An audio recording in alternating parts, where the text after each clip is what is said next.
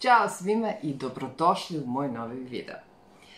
Danas ćemo da napravimo kroj za jednu mini suknju, stilizovanu mini suknju koja će imati faldu napred, i ta falda će onako ležerno da se spušta na dole, veoma jedan zanimljiv i modern dizajn.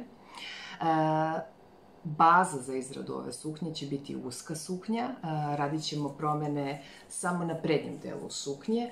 Ko ne zna kako se kroji uska suknja, a ja ću u opisu ovog videoklipa staviti link za moj video u kome ja detaljno objašnjavam kako se izrađuje uska suknja.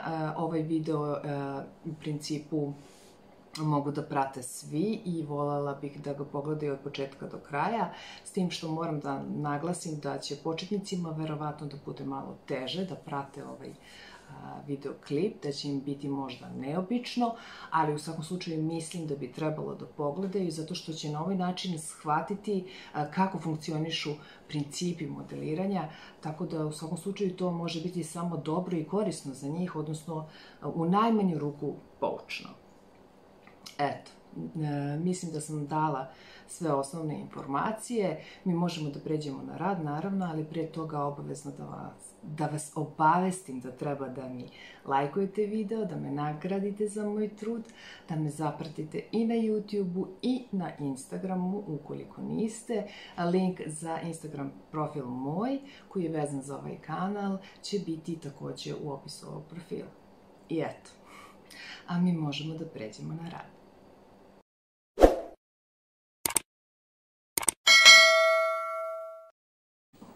Krećemo da merimo ovu našu asimetričnu suknju sa faltom. Osnova za tu suknju će biti pensil suknja. Kao što vidite, ovo je mnogo manji model na kojem ćemo da radimo, ali mislim da će biti tako najlakše da vam objasnim. Zato sam iskrojila ovaj mnogo manji model. Bez obzira, mi krećemo. Od ove tačke na ovamo povlačite pa nekih 10 santimetara.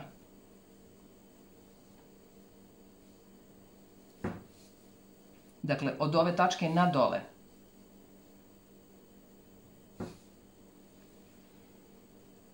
I ja ću naravno da povučem manje, pošto ja imam manji kroj. To je prva stvar koju radite. Drugu stvar koju ćemo da uradimo jeste da povučemo jednu dijagonalnu liniju kao ovamo, s tim što treba da znate, kada budete povlačili tu dijagonalnu liniju, nisam vam rekla, ovo je linija bokova, ovo je središnja linija suknje, od linije bokova tu treba da se zaustavi ta dijagonala na nekih 3 cm. Znači, kada budete išli ovako, kada se povučemo tu liniju, odavde do ovde nekih 3 cm od linije bokova, a sa ove strane 4.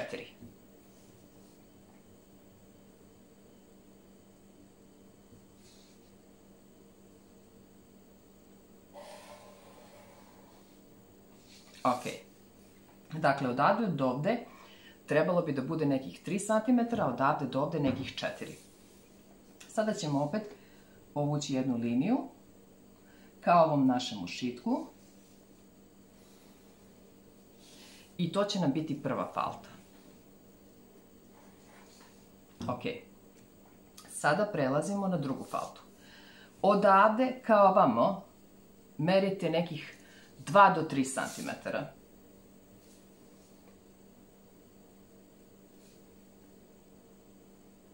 Ja ću izmeriti naravno manje.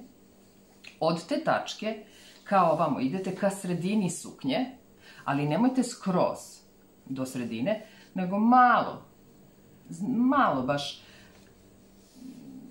povucite ovako. Ja ću povući ovde iz prekidane linije. Dakle, ne skroz do središnje linije.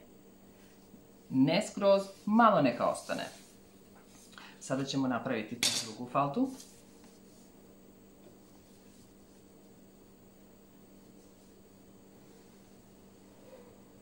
Ok.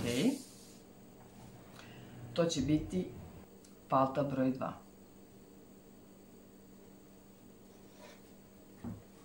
I naravno prelazimo na treću faltu. Odavde, otprilike gde se završava ta prva falta, povlačite liniju pravu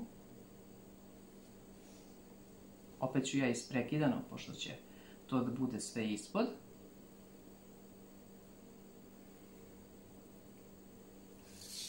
I spajate sa ovom paltom. Samo povučete liniju. To će biti palta broj 3. Nismo još završili krojenje, treba naravno da napravimo, odnosno završimo tu našu simetričnu suknju. Od ove središnje linije dole, gde završava dužina suknje, merite 3 cm s jedne strane i 3 cm s druge strane.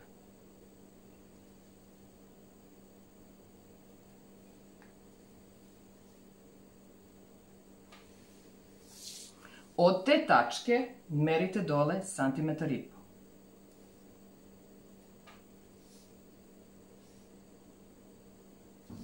Dakle, od sredine suknje s jedne strane 3 cm i s druge strane 3 cm, a na dole 1,5 cm. I sada treba da spojimo ovu stranu, da napravimo taj asimetrični deo.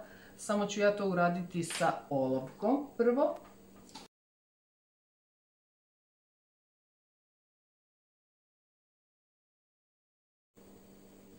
Do ovde. I samo jednostavno spojite ovu tačku sa tom tačkom. I jedna strana je gotova. Sada prelazimo na krojenje ovog drugog panela koji će biti ispod ovih naših paltica. Odavde ka ovamo merite 12 do 13 cm na niže, od linije bokova.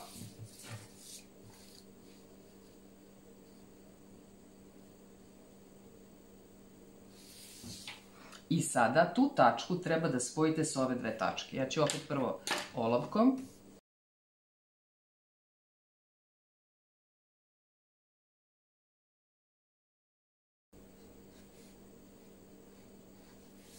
I opet spajate ovo sa ovu tačku sa tom tačkom.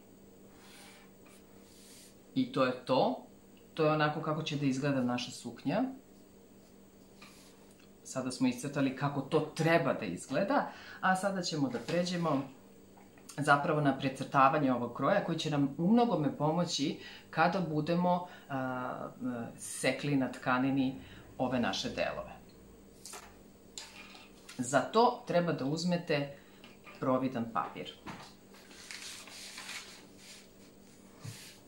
Ovako, prvo precrtavamo ovaj naš prvu faltu.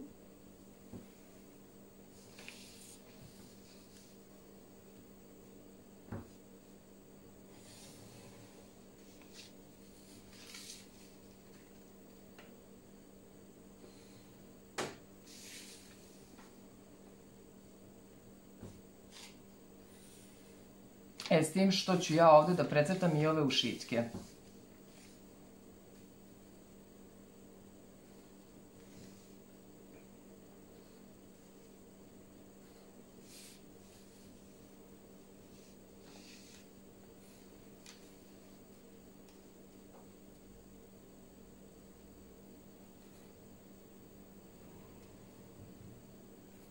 Ok. To je prva falta. Sada, sledeće što radite, prevrćemo papir na drugu stranu.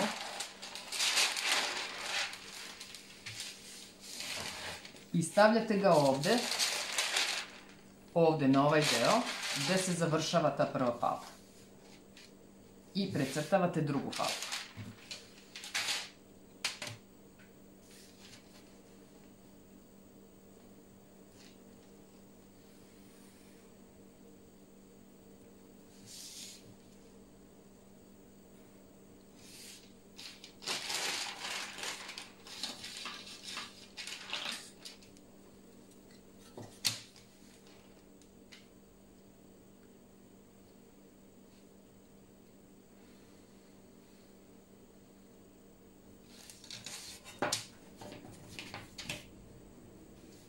To je znači druga falta.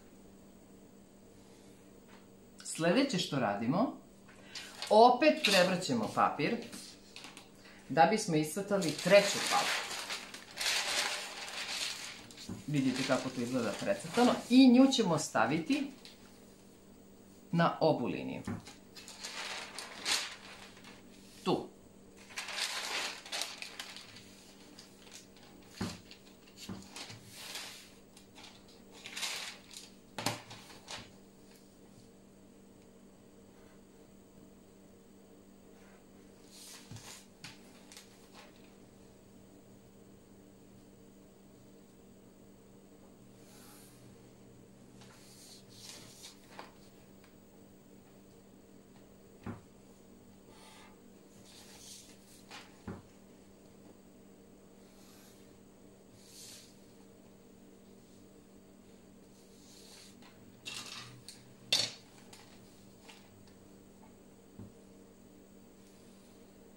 Ok, sada imamo sve 3 falte,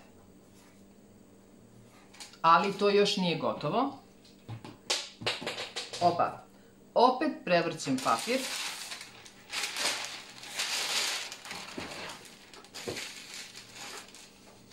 Stavljam ga, samo malo, pošto treba i ovaj deo haljine da precrtamo, ovaj haljine Bože suknje. Znači stavljam taj papir ovde.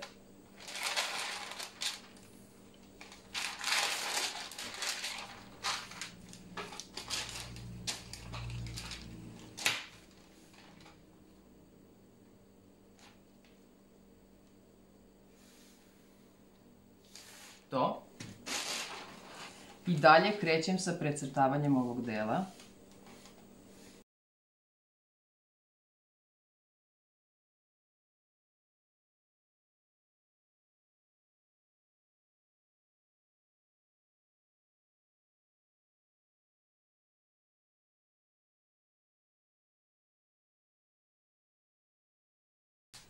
Sada ćemo ovo da isečemo. Da isečemo. Ovako to izgleda otprilike, ali kažem, još nismo završili sa tim. Šta je potrebno ovde da se uradi? Ovde je potrebno da dodamo dodatno prostora, jer su ovde bile faltice, koje će, dakle, biti ovako spojene. Tako da ću ja ovo sada da prosečem. Taj deo i ovaj deo do kraja. Opa. I pošto ovo više neće biti ušitak, to ćemo da odsečemo.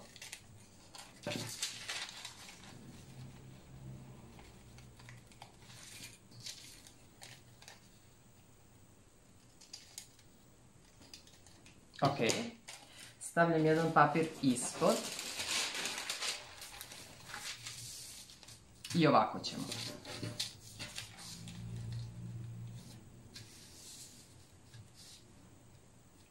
Dakle, više nema, spojili smo ovaj ušitak. Sada ćemo to da zalepimo.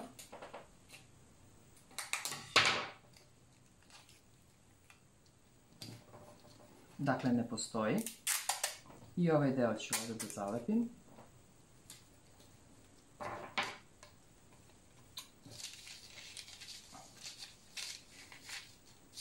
Tako. A isto tako i ovdje.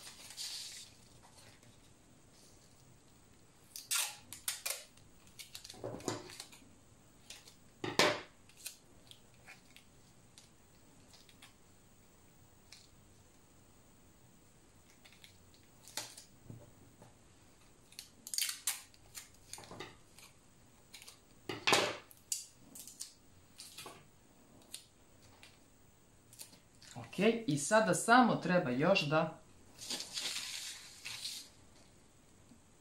povučemo ovako te linije, blage, i to je to. To kada isečemo, to će biti na kraju naš završen krojni deo. To je to. Ovako će da izgleda krojni deo za ovaj deo gde imamo falte.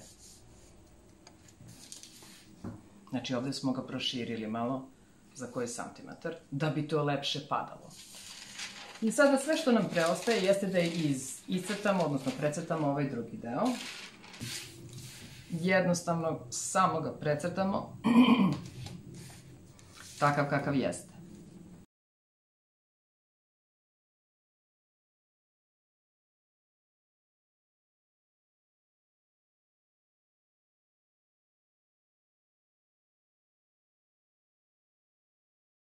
I evo, dragi moji, ovako na kraju izgledaju naši paneli. Panel 1, panel 2, od toga dobijamo ovu konstrukciju suknje. Panel 2 se seče samo jednom. Međutim, moram da vas obavestim da ovaj panel treba da isečete na tkanini 2 puta.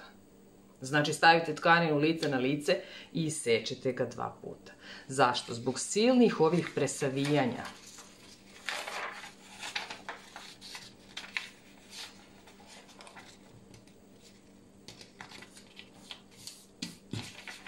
Pa onda imamo još jedno presavijanje.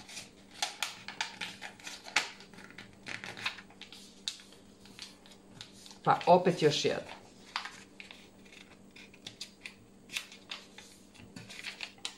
Kada se ovo uklopi, naravno, s ovim ušicima koje ćemo ušiti, vidjet ćete da na kraju ovaj deo, ako sečete samo iz jednog, ovo što će se vidjeti napred će biti naličje. Ovo će biti lice, ovo će biti naličje. I eto, to bi bilo to. Ako vam se svideo video, naravno, lajkujte ga. Napišite mi u komentarima ako imate neka pitanja. Zapratite me i na YouTube i na Instagramu. A mi se vidimo uskoro.